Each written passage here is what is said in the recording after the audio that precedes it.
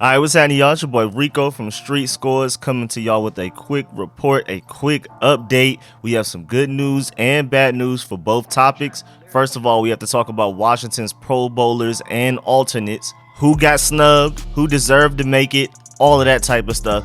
And then, of course, I got to give y'all an injury and COVID-19 update for the team. Even though we just played Tuesday, it is Wednesday, so we're already starting the injury reports. We get them Wednesday, Thursday, and Friday. And by Friday, we should have a good grasp of who may play or who may not play against the Cowboys. And that's including COVID-19 situations. So, of course, we got to talk about all of that and more. But before we dive into all of that, make sure you subscribe to the channel. Hit the bell next to the subscription button so you get a notification immediately. And every time I release an informative and opinionated video just like this one.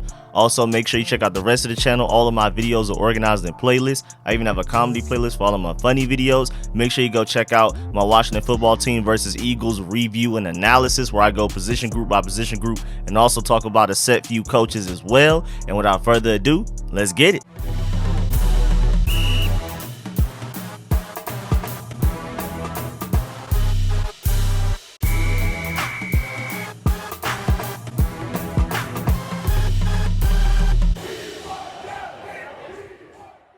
All right, so starting with the Pro Bowl votes, right guard Brandon Scherff and defensive tackle Jonathan Allen have both been voted to start for the NFC at the Pro Bowl. So not only did they make it, but they are like starters. They are the guys. And that's good to hear, man. On one side, we have Jonathan Allen, who just signed a new 4-year, $72 million contract right before training camp. And he's already living up big to that contract. I mean, he signed his extension and has literally put together his best season of his career. A lot of guys sign the extension, get the contract, make the money, and fall off. They get a little complacent. They're like, hey man, I already got the money. But Jonathan Allen, if anything, is only playing harder, better, smarter, everything. Right now, this season, he has a career high 8.5 sacks and 26 QB hits, along with 10 tackles for loss just so far this season. Again, those are career highs in all three. And now, on top of all of that, his first career Pro Bowl selection as well. And then on the other side, you have Brandon Scherff, where it's always every year, does he actually really deserve to be in it? Like, do you feel like Brandon Scherff as a guard deserves to be in the Pro Bowl more than other guys like Terry McLaurin at receiver, Cameron Curl at safety? That's always a debate, because Brandon Scherff, even though we do appreciate the fact that he makes the Pro Bowl, first of all, he misses games every season. And it just seems like he's guaranteed to make the Pro Bowl. As long as he plays at least like 10 games in a season, he's going to make the Pro Bowl. It's crazy. That's good for the Washington football team, because it keeps a spotlight on our team, and hopefully it opens the doors for other players to make it, because at one point in time it definitely seemed like we were cursed. And now we have Brandon Scherff, who it feels like doesn't even necessarily deserve to make it, especially to be the starter, but he makes it every season, so we'll take it. But Jonathan Allen, man, I'm happy to see it. He's already got his money. Now Brandon Scherff, will we give him his? Does he deserve to be paid the big money long term? That's definitely a road we're gonna have to cross once we get to the offseason, man. That's gonna be crazy. That's just been looming on our organization for years now. These franchise tags are ugly, but hey man, congratulations to him and Jonathan Allen. And then for the rest of the team, we also have 5 alternates. You have Tress, who's literally the second alternate at punter. You have long snapper and rookie Camaron, Cheeseman, who's the third alternate. You have running back Antonio Gibson, who's the fourth alternate. If it weren't for the fumbles, he'd probably at least be second. Then you have kick returner Deandre, who's the fourth alternate, which I'm very surprised about, because when it came to fan votes, he was number 1. So I don't know what happened with the coaches and the players. They just weren't feeling Deandre like us as the fans were, because he was first in fan voting, and that's just everybody in general. That's not just burgundy and gold fans. So I'm surprised that he dropped all the way down to 4th and isn't a starter along with Jonathan Allen and Brandon Scherff. But hey, better luck next year, man. Keep putting that resume together. Great free agency signing for sure. Contributing in both special teams and as a receiver. And then wide receiver Terry McLaurin is a 5th alternate. Hate to see that. I definitely feel like he deserves to be a starter. You can make an argument that he deserves to be all pro with the situations he's dealt with. We have started more quarterbacks than any other team since 2019. We're the only team in the NFL to start 4 quarterbacks in a season 3 times in the past 4 years. This is what Terry McLaurin's been dealing with, along with never having a true wide receiver 2 next to him to take some attention away from him. So if anybody deserves to make it, I definitely feel like Terry McLaurin at his receiver position deserves to make it over a Brandon Scherff at his guard position.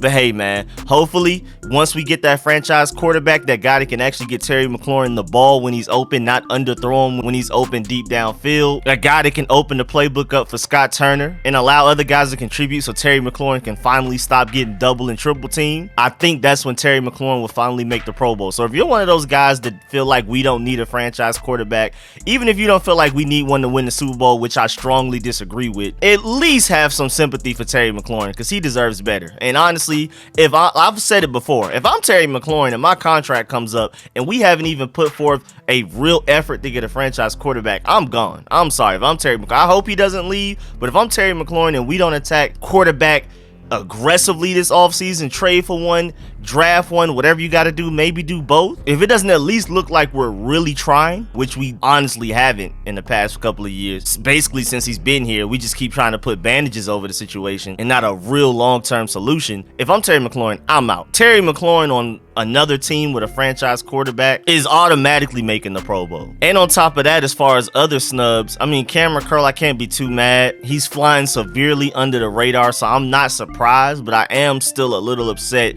that he's not even getting a certain amount of votes. Like, he's not even an alternate when he's clearly better than quite a bit of the people that have been voted ahead of him. But again, it's just kind of one of those things. You play for a Washington football team that doesn't win a lot of games. We had a slimmer of offseason hype. I mean, we actually finally had guys who aren't burgundy and gold fans fighting for our name and saying that, hey, don't be surprised if they make it to the Super Bowl this year. And then we just come out and fall flat on our face to start the season off. And so we just basically lost the trust of every media personality and analyst because there was some just in the middle of a crowd fighting for us. And then we let them down. And so I'm just not surprised that a lot of the media and analysts just don't really pay attention to our team, especially enough to notice that Cameron Curl is a different type of guy. But I feel like once we start winning games, which franchise quarterback is going to help a lot with that as well, I think once Cameron Curl starts to get noticed, we start to play more primetime games, we start to play in the playoffs, people will finally start to know his name and he'll start making some Pro Bowls. And then speaking of Pro Bowlers, in funny news,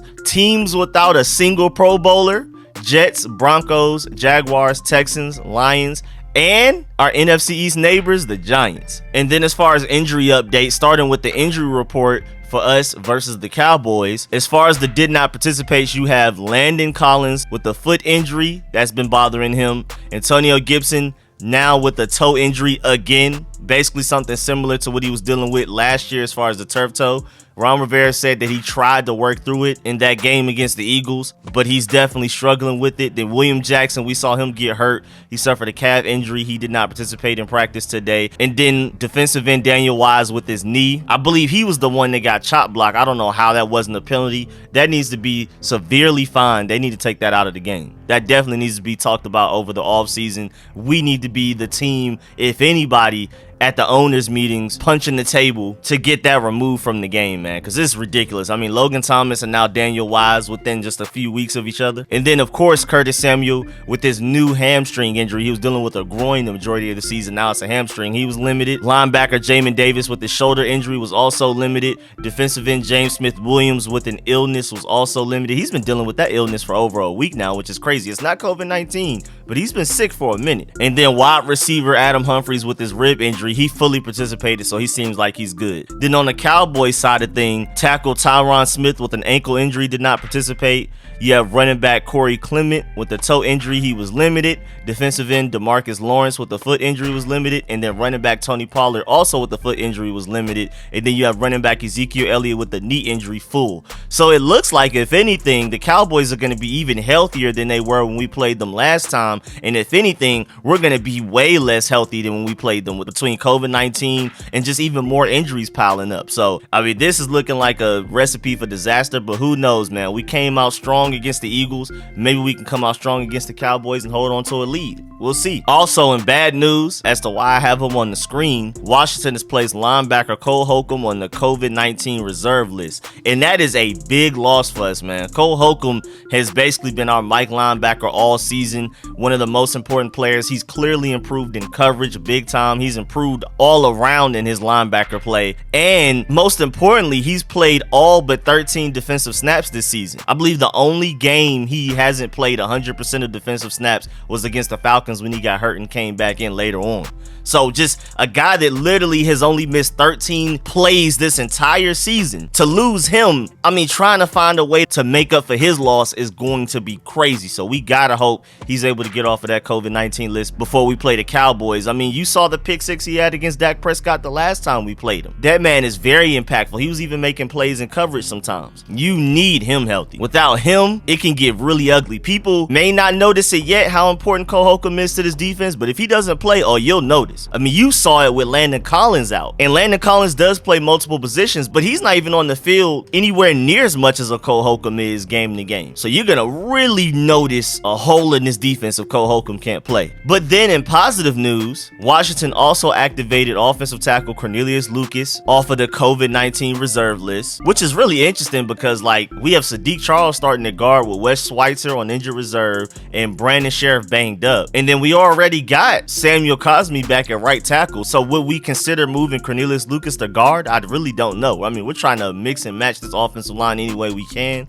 Just doing patchwork. Shouts out to John Moscow. He's been coaching his tail off this year. This last game against the Eagles, man, we just kept trying to bandage things, and then the floodgates finally opened. We're out there with a 5th string center. We're out there with a 3rd string guard. And then our starting right tackle, our rookie, hasn't played the majority of the season, and then that was his first game back against the Eagles, and he had to block Fletcher Cox a lot of the game. So it's just like, what do we expect out of this offensive line? Up until that game, they were top 3 in pass protection according to advanced statistics. I'm pretty sure they fell pretty far down after that game because that was terrible. But I mean, what can you expect when it's just so many backups and so many rotating pieces on the offensive line? And so again, Cornelius Lucas, I don't know where he fits in. Even if healthy, we already have our starting tackles all healthy. Our problem is the interior of the offensive line. 5th string center, 3rd string guard. Can Cornelius Lucas move to either one of those positions? I doubt it. Also, defensive end William Bradley King, who was on the practice squad, has been activated from the COVID-19 reserve list. So if Daniel Wise can't go, maybe we'll see some William Bradley King. Also, the Washington football team released defensive end Hercules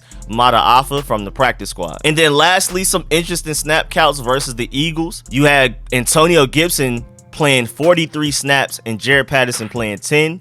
You could probably argue that that's just too many snaps for Gibson. Even though I like his talent, I'm worried about him fumbling. But on top of that, he's been dealing with a shoulder, with a calf or a shin injury, and then now his toe injury from last year is starting to flare up again. So I do feel like that's a little bit too many snaps. And then Deandre Brown, I mean, he was averaging 44.6 snaps in the first 5 games, and now he's only averaging 10.1 snaps in the last 7 games, and he only played in 9 snaps this past game, even with Curtis Samuel injured. So I'm not saying he's a bust, but we definitely need way more from Deandre Brown. So far, he's looking like one of our worst draft picks as far as when he was picked and how much he's contributed. And John Bates, on the other hand, looks like one of our best draft picks when you look at where he was drafted and how much he's contributed. And Jamin Davis too, Jamin Davis and Deandre Brown, And then you had Darryl Roberts, who stepped in place of Kendall Fuller.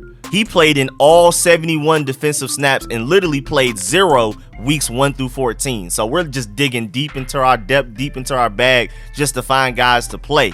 He went from not playing a single snap weeks 1 through 14 to playing all 71 against the Eagles. That's how hurt our team is. And then William Jackson got hurt in the game. So, I mean, who knows how bad it can get going into next week. Maybe we'll get Kendall Fuller back, but then maybe we won't have William Jackson. And then Jeremy Reeves played all but 5 defensive snaps in place of Camaron Curl. And he didn't look too good out there, I'm going to be honest, y'all. Definitely looks like we need to address safety in the offseason as well. And then Montez Sweat, first game coming back since broken jaw and being on the COVID-19 reserve list, played 51 snaps, which was 72%. And he made his impact felt. He had a strip sack, so we definitely missed him. Expect more of him, but, you know, at least he returned and made a couple of plays already. And it's crazy because DeAndre Carter initially didn't even make the 53-man roster, and he's out here playing 49% of snaps in a game when we're trying to make the playoffs. At receiver, we thought he was basically just gonna be a strong special teams contributor, especially as a return specialist, and he should have made the Pro Bowl for sure. But on top of that, he's actually been honestly kind of our wide receiver too, between him and Adam Humphries.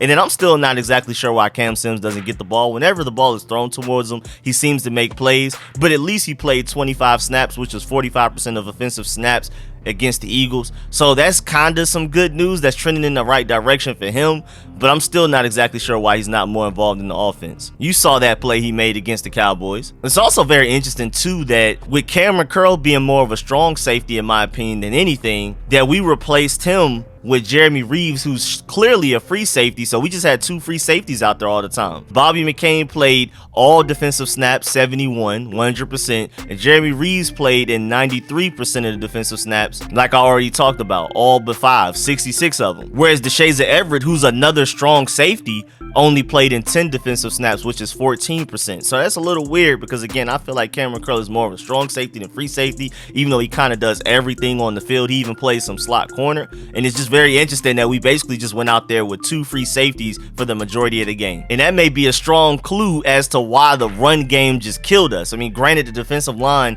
as one of our actually least hurt, you can't even say most healthy, you can say one of our least hurt position groups on the team, they just didn't really play well either overall, especially in the run game. We couldn't even set the edge. But then on top of that, playing 2 free safeties almost the entire game is a really interesting strategy. And I feel like that's definitely one of the main reasons we got killed in the run game. But hey, we'll see moving forward what happens. When we get Cameron Curl back, that's going to be a huge boost to our defense.